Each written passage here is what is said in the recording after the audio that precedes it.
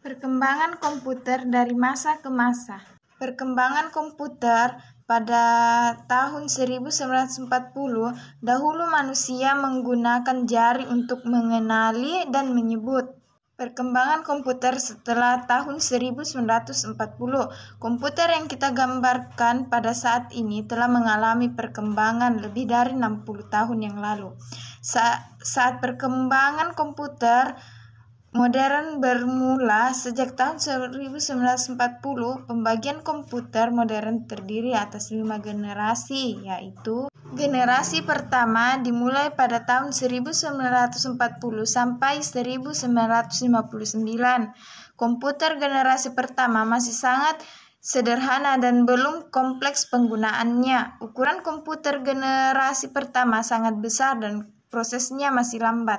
Generasi kedua dimulai pada tahun 1959 sampai 1964. Kedua menggunakan transistor dan diode untuk menggantikan tabung vakum walaupun mudah terbakar. Awalnya komputer generasi kedua menggunakan bahan program tingkat tinggi seperti Ultra.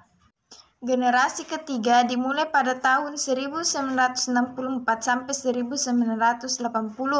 Komputer generasi disebut dengan menggabungkan beberapa komponen di dalam satu tempat ruang komputer. Generasi ketiga juga mulai menggunakan komputer IC, integrasi circuit, atau disebut chip.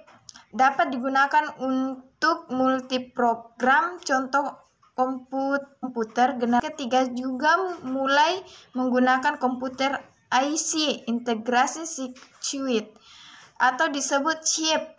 Dapat digunakan untuk multiprogram. Contoh komputer generasi ketiga adalah Apple, IBM PC, dan Niche PC.